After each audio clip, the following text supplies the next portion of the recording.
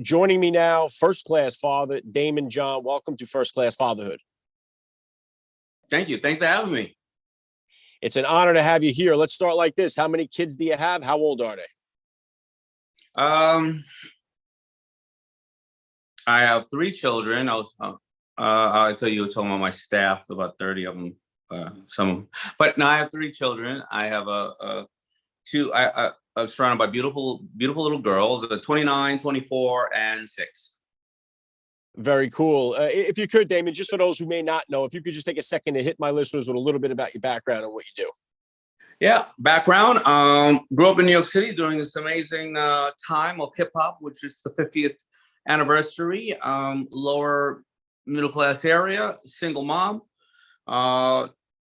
dyslexic. I left back in school, didn't go to college, barely graduated high school. Loved this new music coming out of the Bronx named hip hop, and couldn't rap, sing, or dance, so created a clothing line called FUBU, for us by us. It was always about a culture of this people who loved hip hop, and I didn't have any money. Stood on the corner in 1989, sold a couple of hats, had this bright idea that I'm going to open a business. That business I opened and closed 3 times up until 1992. But kept pushing it forward. By 1997, 1998, we were doing annually about $350 million a year. A lot of ups and downs, mortgaged the house, would bankrupt 3 separate times, acquired a bunch of other brands. And around 2008, because of my knowing how to acquire other brands, got casted for a show named Shark Tank, where I had to teach these 5 other investors named Kevin, Laurie, Robert, and Barbara and Mark about life in general, and about how to invest in other amazing people. And it has been an amazing ride, and and I'm here and living the American dream. Yeah, Daymond, your story is absolutely incredible. Obviously, Shark Tank has been a huge success as well. So props to you on all the success. But if you could, I believe you said 29 was your oldest. Take me back, if you could, about how old were you then when you first became a dad, and how did becoming a father kind of change your perspective on life?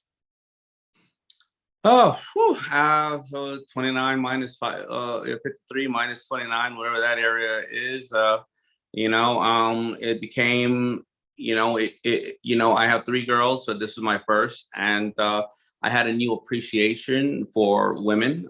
As a young man who was raised by a very strong mother, I mean, there is a difference in a relationship, of course. Always respecting my mother, still even till today. She is the only person who can send me to my room without my dinner. But I also, as a young man who didn't have any sisters or anything else, I never really understood how to appreciate a woman. And, as I had a daughter, then I thought about what if, how would I would never allow someone to treat my daughter that way. And I had a whole different understanding and a whole different set of values for women. I think that if you're not around them as a young child in any way, besides they could be somehow the parent, you're supposed to be cool by hurting their feelings, and cool by doing this, and cool by not caring about them. And that's what all the other kids are telling you they're doing, even though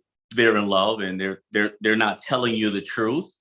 And I think that after that, my mind just opened up and realized that they are God's gift to us. And truly, when people say you're better half, they are our better half. Yeah, very well said, Daymond. And one thing that I wanted to bring up, I'm going to hit on your children's book in just a second here. But one thing I focus on a lot on this show is the fatherless crisis that we have going on with so many kids growing up without a father or a father figure in their life. And it's never to take anything away from single moms. As you said, you grew up with a single mom. It's not saying that you can't be successful by growing up without a father. But, the statistics are overwhelmingly lined up against children that grow up without a father or a positive father role model in their life. I wanted to get your take on that and find out who were the positive male role models in your life growing up. Yeah, that statistic is overwhelmingly to one side when it comes to African-American community, because of a lot of systemic issues that we won't get into now, and we don't need to get into, because it's all about moving forward and how we can improve our lives. But the father figures was, first of all, my mother. Still, I believe that a mother can teach you not only the sensitivities of life, but also is very disciplined. Definitely in the African American community, because of the lack of fathers, the women have to grow a much harder shell to protect. And if you look at entrepreneurship, they are the top. They're the top growing market, African American women. But the fathers in my life were, the men that came into my life through my mother, and not only through my mother, but other men who did step up and realize that because of the lack of fathers in the community, that they need to mentor more people. It was a man who owned a corner store in my neighborhood named Tim, who was an amazing veteran who fought for our country, who showed me how when I was sweeping up the store for candy, there was no such thing called interning then. It was sweeping up the store for free candy. But he understood inventory, he understood competition, he understood inflation, and he understood, more important than anything else, he understood customer service and being absolutely obsessed with the customer. Then it was a young man, a community leader named Charles Fisher, who connected me with LL Cool J, who told LL the right thing to do was to support an upcoming young little brown boy named Daymond John, and two other ones. Another man named Ralph McDaniels, who had a very big television show in New York City, and another man named Mr. Case, who, when I had my first kind of livery service, taught me that. And my mother happened to, she never technically got married, but I happen to call him my stepdad, and till today happens to be of the Jewish faith, a gentleman named Steve. And he taught me a couple of things. Love doesn't come in a color or a gender. And, we all have more in common than we have apart. So those were the gentlemen that carved out time for me and molded my life. Yeah, really great stuff, Daymond. And one of those statistics that are overwhelmingly against the kids that grow up with no father is the poverty level. When you look at people that are living in poverty, a high majority came from no father in the home. Same with the homeless rate as well. And a big piece of this pie is financial literacy not being taught in the school levels. Like, so many kids come out of school with no idea how to invest a dollar, what to do with the dollar in general. And that's where I think this awesome contribution, your children's book coming in, Little Daymond Learns to Earn. What was the genesis of the book here, and what are you hoping it accomplishes? I mean, you hit it on the head. The school system has not been set up in this country to teach us financial intelligence or financial literacy. We're in a different time and age. We are in the information age. The time when many of our parents and our grandparents went to school, it was the agricultural age or the industrial age. So learning a trade like shop and those type of things were important. So you needed to go to learn shop. But today we're in the information age. Also, back then, technology was not the same. So you can depend on a financial advisor, or maybe you could not depend on a financial advisor because you didn't have any money, but you should be able to participate in the capitalist environment that we have. And whether you have 2 nickels or $5 million, the American dream is yours. But we are not growing up. We're not taught that. So whether you are a CEO or whether you are balancing a checkbook at home, if you are not taught financial intelligence, what are taxes, compounding interest, and various other things like that, well, at 16 and 17 years old, you have the opportunity to acquire 400. By the time, right now, a 6-year-old, by the time they're 16 years old, it'll be about $700,000 to get a college education for a degree you're not even sure that you want to have, and you'll be paying that debt off till you're 50, 60 years old. So there's no money in selling books or education, financial intelligence to our children, but there definitely is, when you go to a college fair, a whole lot of financial people ready to sell you and or give you credit cards and a lot of debt. And there's a lot of money in that when you have to pay that interest for the next 30 years of your life. So that is the problem. And people think that it's how much money you make, it's how much you retain, because the stats are that 65% of a lot of those great athletes on your wall, and 65% of a lot of winners, are bankrupt 3 years after leaving the league. So it doesn't matter how much money they had. It is the fact that they did not have financial intelligence. And that is what this book is for, to help families, parents, and kids together understand how to retain money and how it works, so they have more interest in looking into more books and more things to get more information. Yeah, and I think just what you said there too, so many athletes, lottery winners go broke. I think that surprises a lot of people, or they just don't really believe that, because in their mind it's like, oh, give me the money, I'll show you what to do with it. And I think it was Bill Bailey that said you could take all the money in the world, divide it up equally, and then within a short amount of time, it'll all end up back in the same pockets, because it's a mindset that you have. It's not so much, it's not like winning a trophy in a sport and putting it up on the mantle. When you make a sale, you can't just put the money on the shelf and say, that's it, here it is, so it's a tool to be used here. And that's why I think having more, resources for kids, for parents to use, such as this. Now, is this your story? Is that what you tell in the children's book? Does it go through your story, starting the clothing company type thing? You take a different route? It is very similar. It is not my story at all. It is about a little young man, little Daymond, and he wants to buy a poster of his favorite music artist, and he can't afford the poster. So what does he do? Well, he taps into his couple of friends in school and says, I need to get this poster. Well, how are you going to get that poster? Well, you can draw, you can do this, you can do that. We can buy one shirt, we can go flip it and do this and that, and learns to communicate like all of us do and work within a unit to go ahead and accomplish the goals, but use the strength of others. And at the end of the day, little Daymond isn't the one who makes the money to be able to buy what he wants. It is the whole crew makes things to do what they want, because in a society where you want to work with others, it is a team sport, no matter what. It is not about one person, it's about all people. And it is using it and understanding how a dollar turns into 2 to 4, whatever the case may be.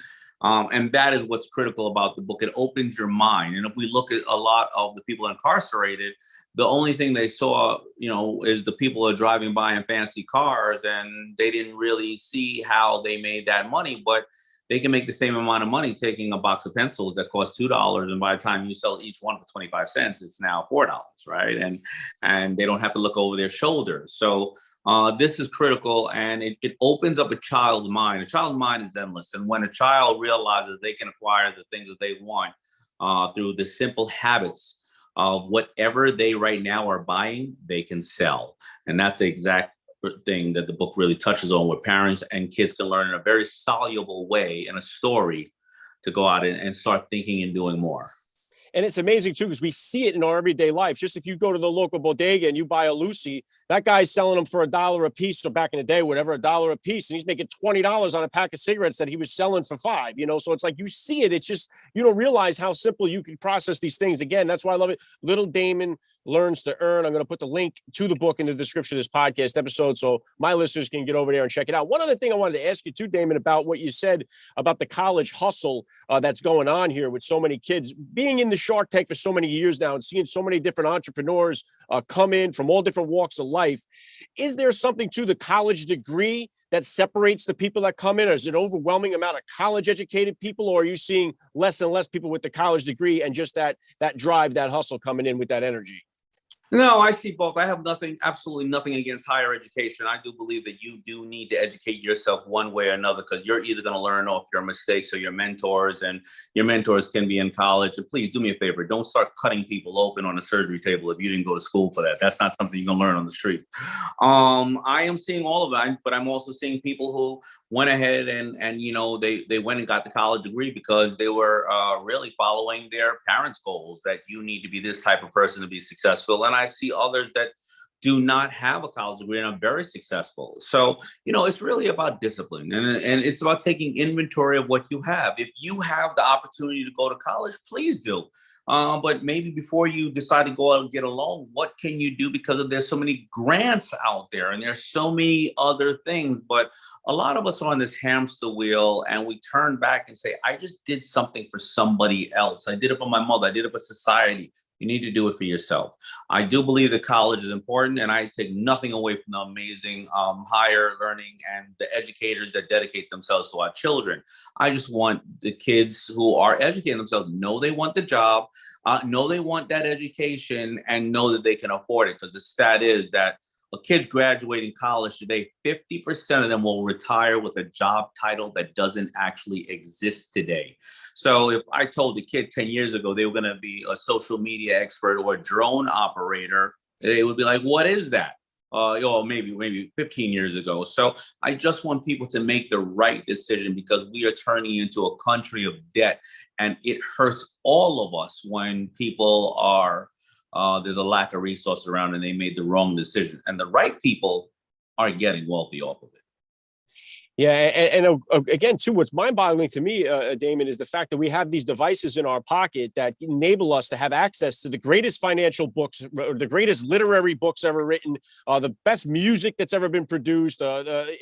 We have the library in our pockets, and yet so many few people, you don't even need a library card anymore and make an effort to go to the library to get the knowledge. It's right in your pocket, and so many people just avoid it at all costs. So it's just amazing to see. Like, I know I just gave my 16-year-old and now my 15-year-old, they both started working.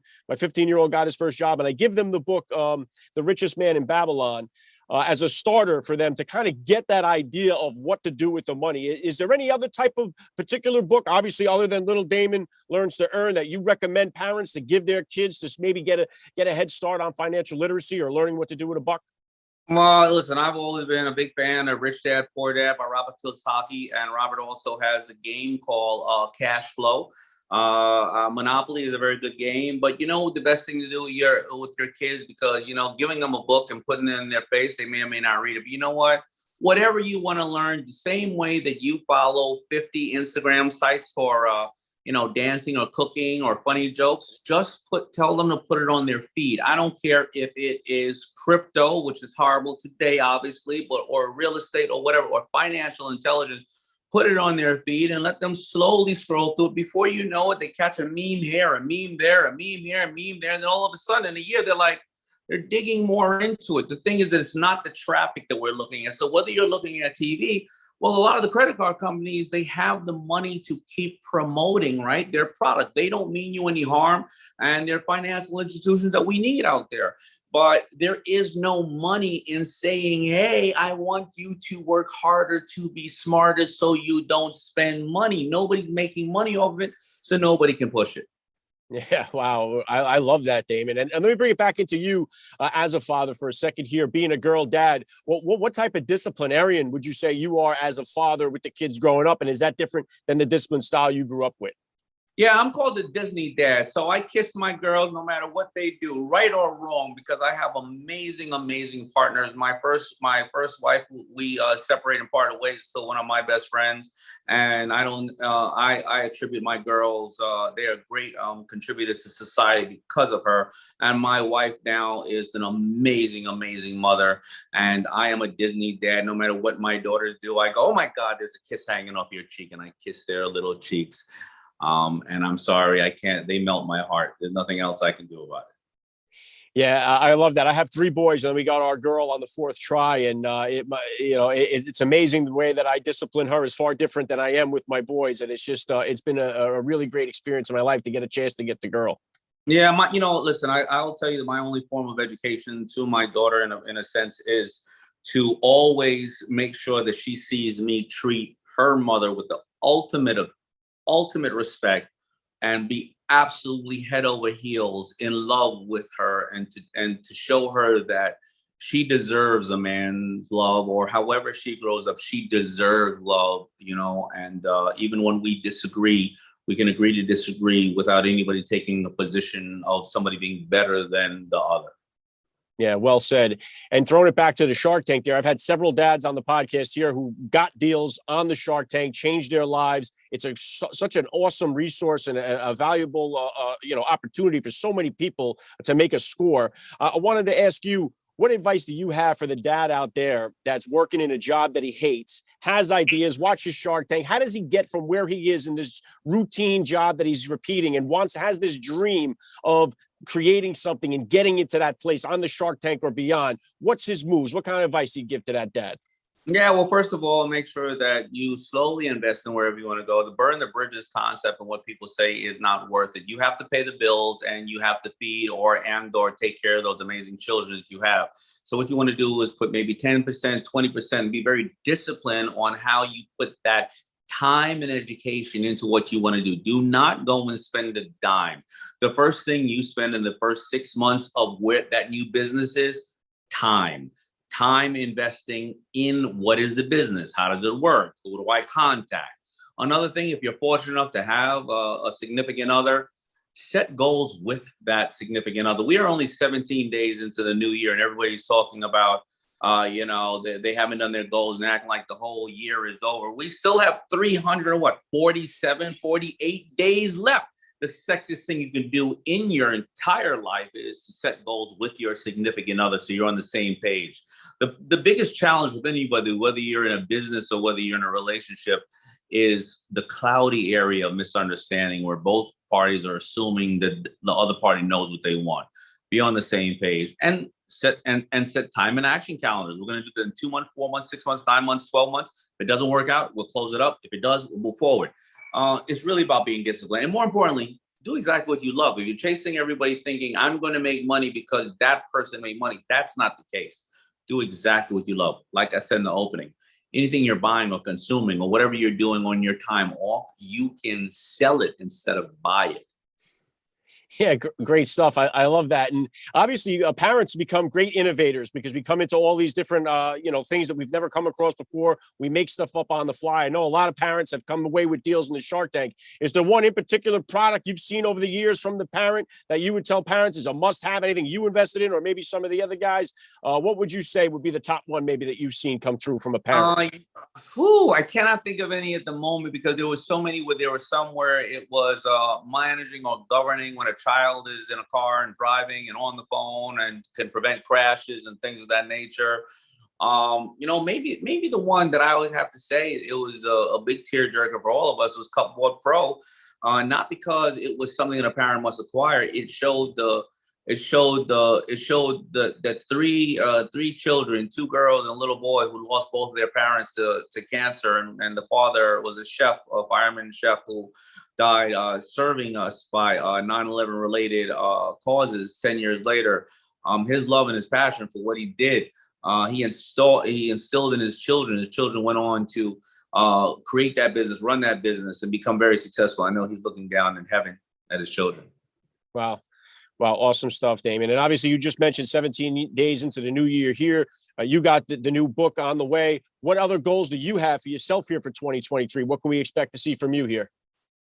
My goals is that, I avoided, in 2017, I had stage 2 cancer, thyroid cancer. Thank God it's the slowest growing cancer. And I realized that taking care of everybody else is great, but if we don't take care of ourselves, we won't be here. And that, as we talk about, it's always 80-20 or 65%, but there's 65% chance that if you catch something on time, that you can beat it. So you won't be around as a dad or any kind of parent if you don't go and get that colonoscopy, endoscopy, pap smear, mammogram, whatever it is. So first of all, take care of yourself so you can be a better father to everybody, to people. Set goals, of course, and for the new year and for the next 10 years, because I have this little 6-year-old. My job is to teach these children who are our future sharks who are gonna run this country, how to have financial intelligence and be smarter in their decisions so they can grow up to be bigger and better than Daymond John ever will be. Yeah, words of wisdom. Awesome. And last thing I want to hit you with here, Daymond, I love to ask all the dads that I get on the podcast, what type of advice do you have for that new dad or for that about to be father who's out there listening?